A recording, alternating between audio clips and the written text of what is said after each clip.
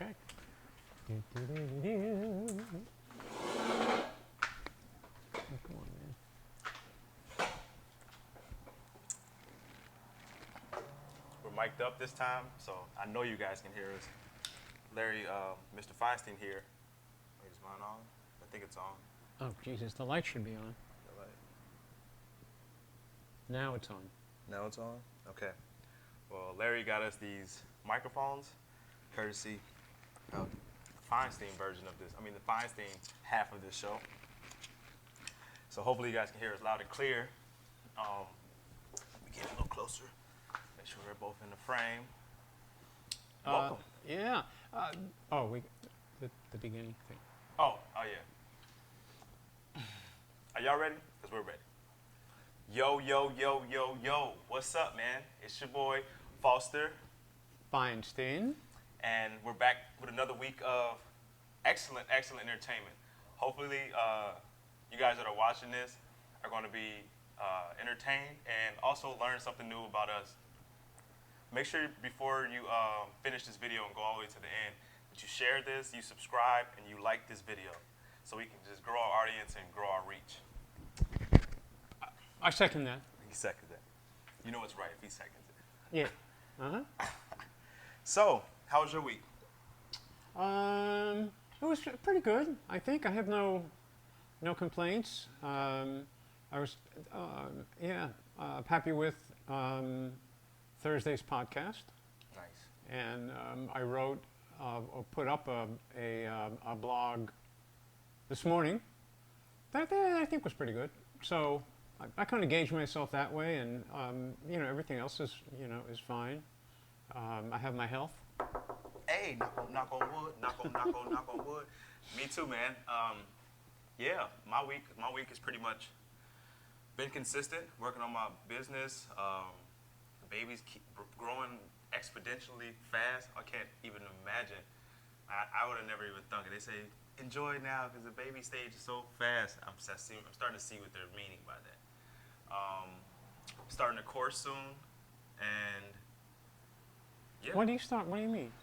A course is going to be like an online course, so people that are aspiring entrepreneurs or people who want to start businesses. I'll have a step-to-step. Oh! You're not taking a course. You're giving a course. I'm creating a course. Yeah. Okay. Creating a course. All right. So that'll be coming soon too for you guys who are interested. So right now you haven't quite started, which would mean you are intra course. Ow! Right. No, you're right. 100%. So let's get to the meat and potatoes of the show. Every week, if you're just first time watching this, me and Mr. Feinstein here, we come up with a question that we asked each other so that we can dive deeper into the understanding of who each of us are. We already like each other a lot. He's like my bestest friend on the island so far. For real? Yeah, you and Alika. Oh, cool. Are two of my top friends for Thank sure. you. So Alika, you watching this, you're in the top tier of my friends, brother. So we asked a question about each other to figure out more about each other. Yeah, I remember, and I'm telling you about it, and it was actually Alika who turned me on to Jesus and Miro, and I was kind of interested in in how they operated, and they're completely scripted, because I had said to Alika, I said, they never look at each other. They're always looking at the camera. And he said, well, that's because they actually have a script that they follow. And I was like, oh, wow, that's kind of interesting. Anyhow, It's showbiz. Well, yeah. And what they do is they'll have like, some funny videos, and then they comment on, or, famous people who... I can see us doing that. Well, only because it's something that's kind of externally focused, so it keeps you engaged. So what we're doing right now, and we'll see what happens, because this is an evolving kind of process. Yeah. Right now, I thought, oh wow, why don't we instead of just getting on and kind of like wasting your time, we decided, well, we'll ask each other questions. I'll have one. Foster will have one, and we'll have our, if I ask a question, I'm interested in it because I kind of have an answer. Right. So you know, that's what. Cheesecake guys here. Yeah, the cheesecake guy. Yeah, yes. Long Yeah, it's a long story. So and last week, we spent the entire half hour on running. Yep, on one question. Yeah, Which was totally fine because that's the way that it goes. We literally are just spewing and off the top of our brains and off our hearts. So that is why what we have is so unique and so dope is because you never know what you're going to get. And the fact that we were so passionate about running, I almost brought my medals in and wore them for the show. But I was like, yeah, that'll be a little much. That'll be a little overboard. So. But anyway, and the running question last week was mine, and Foster didn't have a chance to do his, and I think at the end, I know I made some reference that it's going to be a question with some meat on it, so it's you go. You go. I actually changed my question. No, I'm gonna save the one with the meat for the next one. Like I'm gonna leave you guys in suspense. I came up with a new question because this is gonna be the question for next week, right? But since I didn't get my question last week, I'm gonna save my last week question, put that back in the holster, and I'm shooting a new one today. Okay. All right. So, all right. When was the first time that you traveled, and where was the most exciting place or the best place that you traveled? Oh my God. The first place I traveled, I really can't. Well, I mean, apparently we took a couple of trips as a family, which I don't remember, and there were sleepaway camps, and that doesn't count. I'm trying to think. Maybe, and it really wasn't that good. So the first trip I took, I was in a high school fraternity, and we went to high school fraternity. Yeah. What? Yeah. And the convention, there was a national convention, and it was in Philadelphia. And I don't remember very much. There's a bridge. I don't know if it connects Camden and Philly. I don't know. We stole a light that was on the bridge, and I think we got in trouble. Okay. But it was a long time. Gosh, I'd really have to. If I had to think about, and I won't go long. Maybe I don't know if it's the most memorable trip. I've had a lot. I did a lot of traveling when I was in New York, but probably the most interesting trip was the motorcycle ride I took in 2015, where I went to the mainland and I rented a Harley, and I'm not going to do the whole thing. So you saw the redwoods and I rode through Northern California. Yosemite, and I won't go through all the things because I can't even remember, but Northern California, then up into Oregon, then over to the coast, and rode the motorcycle down the Pacific Highway, and PCH. 1 and 101. So probably, I don't know, it's hard because that was a real exciting ride. And I guess the closest thing I would say to like a bucket list thing, which I don't have. Why not? Because I don't care about that shit. Why not everybody? I thought everybody had a bucket list. No. And I figured I was just hitting 70. And I figured, okay, then I want to take this ride. You so hit 70 about 50 years ago? Yeah, that's right. Yeah, that would make me 120. I'm just talking and I ride a Honda, and I rented a Harley called the Harley Street Glide. I think my Honda weighs about 525 pounds, and the Harley weighed probably all in was probably 875 pounds. A huge difference, and I dropped it 5 times. Did you tell the people that you rented it from that you dropped it? I had to pay for the damages. The damage, yeah, which wasn't much. It had hard cases on the side, and it was a slow drop. I mean, I dropped the bike when I was going like either 1 mile an hour, or something, and it's almost like in slow motion. It's like, timber. But anyway, so I don't know. It's that's one of those kind of answers that I would have multiple answers as opposed to when was the first time or the. Well, You know, Reel it anyway. into your favorite, the most memorable, your most exciting. I've had a lot of them, really. So, but the motorcycle one, will do because it was relatively recent. Okay. It's fresh in my mind, and I wrote all about it on my blog. I had a ball writing about it. So that was it. And yourself? Myself, same thing with you. My first time traveling was with family. I think, because we got family all over America. Both my grandparents are from Mississippi and Memphis, and so we have family in both. We would take road trips to Memphis and Mississippi. I remember catching a plane to LA. I think the earliest age I was at was like 11, 12, age of that. But like you said, I don't remember it that much. I just remember it being hot as freaking balls in Tennessee. I remember having to be inside with the AC on or trying to find a way to get into a pool or go to a place. But yeah, I never really got to travel that much until I joined the military and got to actively remember places and actually go places and buy my own plane tickets and do all these other things. But my most exciting trip, I would say, was my first time going to Vegas. Vegas because I was fresh 21, 22, something like that. So I was able to drink and gamble. The hotel that I stayed at, what I think it was the Wynn or the Luxor or something. Encore. It was Encore. Really? Yeah. Okay. Encore. Are you not entertained? No. Again. So, and what they did when you stay at the hotel, they give you $50 free play to go to the slot machines. Right.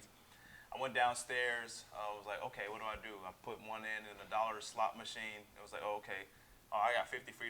Let me max bet at $5. Max bet once, max bet twice, won $5,000. You did not. First time ever in Vegas. No, seriously, really? I swear to God. First time in Vegas, they came and made me sign some tax papers and everything. And I'm like, okay, shit. And that paid for the rest of the trip. I didn't have to touch any of my money in my bank account. It was literally like I had a ball. Went to the clubs, stayed in the VIP section. Did you spend it all? I spent it all. That's the key of Vegas. That's why when you win big in Vegas, they put you up in a nice penthouse hotel, and they're like, "Stay here, sure, yeah, give us your money, give us your money back," But yeah, so that was my most exciting. Oh, wow! Right? Yeah. 22, 21 years old. Come on now. And the first time there? First time in Vegas. It was magical, and it never happened again after that. I've been to Vegas a lot of times, so Vegas, you owe me some more money, brother. I think with rare exception, everybody who's been to Vegas has left their money in Vegas. Vegas is built off losers. Yeah. They say what happens in Vegas stays in Vegas, and your money stays in Vegas as well. Facts. Big facts. All right. Well, on to you and your questions, wow, sir. that was quick. Mine was quick because it's one of those things where I've had a lot of other exciting trips and places that I visited, like Kauai. Like my first time coming to Kauai, I was amazed by the beauty of it.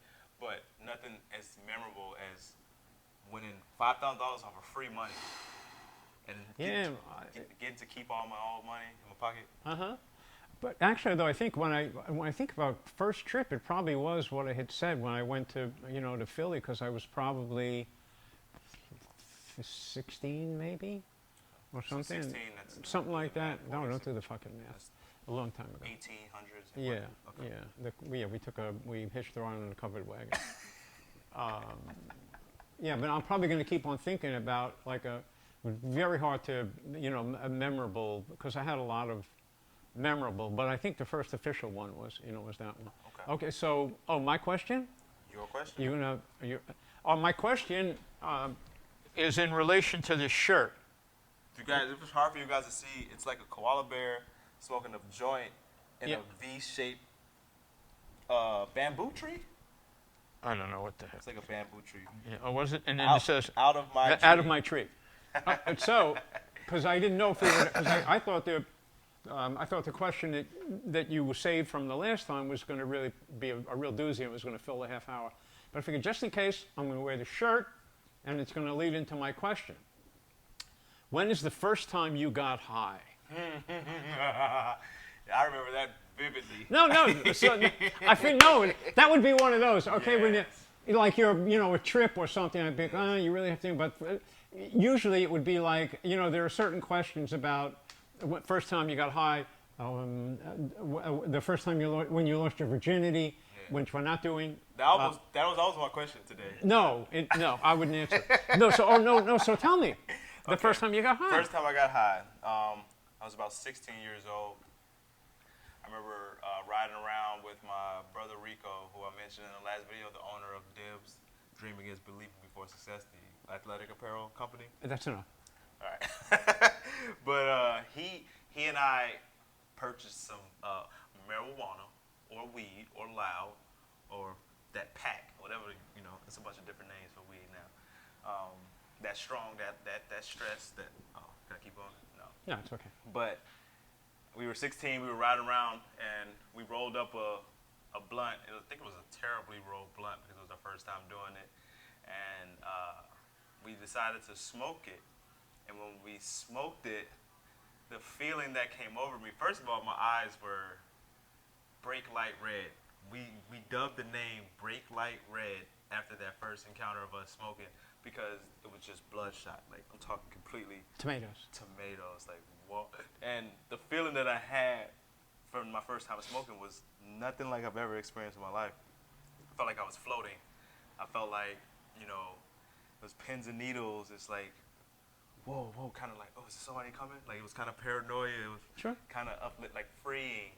And it was one of those things where I was like, this is going to be something that I pursue for a long time coming. But after that first time smoking, since me being an athlete, I was kind of scared to smoke on a regular basis. Oh. So I kind of like went back and forth, and I didn't start really smoking real heavily until like a year later, 2 years, about 17, 18. That's when I was smoking on a like regular basis every single day. Then I joined the military at 19, and I was forced to stop smoking to get in. You got to pass a drug test. Oh, right. But once I got in, and I got to my duty station, which was Honolulu. Oh, God. Pakalolo was part of my life once again. On every occasion, every once in a while. I can't indict myself now. What you're going to do? So, yeah, my first time was about 16 years old. And I think we were in the parking lot in my car. What kind of car? Ford Contour. Oh, okay. I remember that because that was, I don't know how it came up in one of the conversations. First car. First car we first, had. First car we owned. Yeah, first car. It was in that car. Right. 100%. Well, I'll do mine. And I think the way it kind of goes, when you're thinking of a question to ask, and it may apply to you guys as well. If you're thinking of a question to ask somebody, it usually means that you have your own kind of an answer to that question because it comes up for you first, and then you ask the other. I got a great one, and I'll make it as short as I can. It's a classic. I was in college, and I went to college. I graduated in college in 1966, and I was at a city school in New York called Queens College. There weren't dorms, so I was living at home. And it was kind of going around, people getting high, the hippie movement was beginning, but it was really in the schools that had dorms and where kids were on their own. But I remember reading about Columbia University had a big kind of a thing that happened then, but pot was not on the campus. And I already said in one of the prior shows that, again, one of the great jobs, I was a page or usher at NBC. And I got the job while I was in college. And after class, I would take the F train. I'd go to 30 Rock. I worked at Tonight Show. But the pages, or ushers, they were all people older than myself. So I was like 19, 20. And they were like 25, some of them were 30. They were actors looking for work, musicians, artists, interesting people. And hadn't gotten high. So I graduated in 66, and it was early in that summer, one of the pages, I'm talking kind of fast because I really want to get the story out and not take up too much time. One of the pages was a real character. His name was Kenyon Slaney. And I don't really usually remember names. British. Okay. British. Somewhere in his 30s, kind of like a seedy looking dude. and he would wear these like double-breasted suits that were like old double-breasted suits, and he had this air of formality about him. And one evening, a Friday, he asked my friend, who I got the page job with, if we wanted to get high. And so a squad car pulled up. We're watching the street, so we're kind of curious. They're not coming here, man. Maybe. Oh my God! And we're talking about. Is your motorcycle? Oh, I wonder. Do you think? Yeah. No. We're live action, baby. Let me go see. Okay. Yeah. I'll. Just keep telling your story. Yeah. I think they are. It's legal. Is it? Oh can yeah. You, everything. can you park on the street though? Oh, it's okay. Hey, the owner of the motorcycle's inside. Oh, do we have Officer. to stop? The owner of the motorcycle's right here. Let him know. Yeah, they want to talk to you. Oh man! Wait, stop the tape. Oh, Jesus Christ! This is perfect though. Hey, live action, baby. And we're back, baby. Damn. How was that? Okay.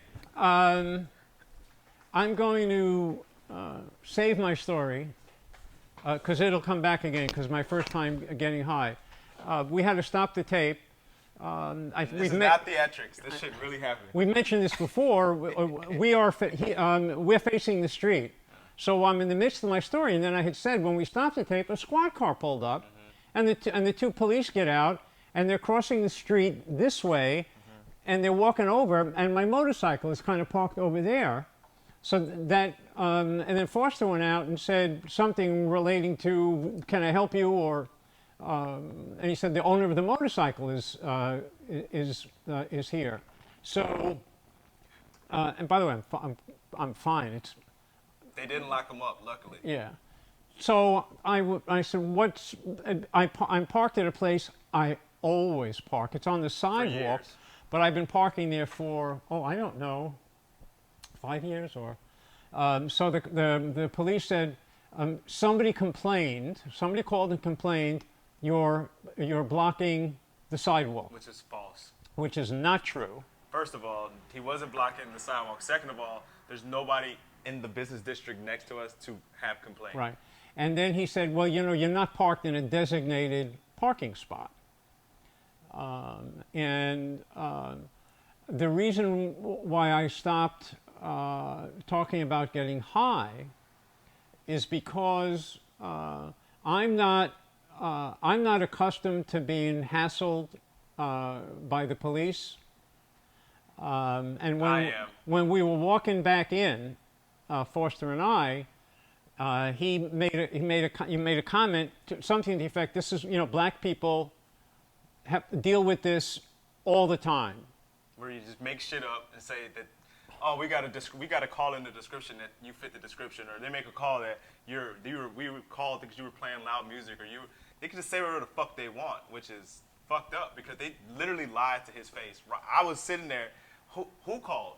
They don't know. There's nobody. There's nobody here. Nobody. It's a Sunday. I actually checked, and there was a person in a neighboring office.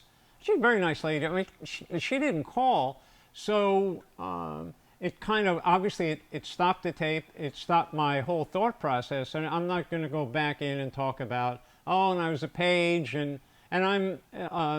It pissed me off for no reason, none. And they're bored. They have nothing to do. Yeah, and I don't want to do one of those things because there are too many people doing it now. About now I know what it must be like. Good. You don't do that. Yeah. But it's fucked up. It's just a passing taste. I wasn't nervous or anything like that, but then he was like. What's your name? Name, address, phone number. Phone number. What's your social? What No, size he didn't is your shoe? No, he didn't know. He didn't. And I said, I can give you ID. No, he didn't. I would have given him my my license. And they didn't check my plates or anything like that.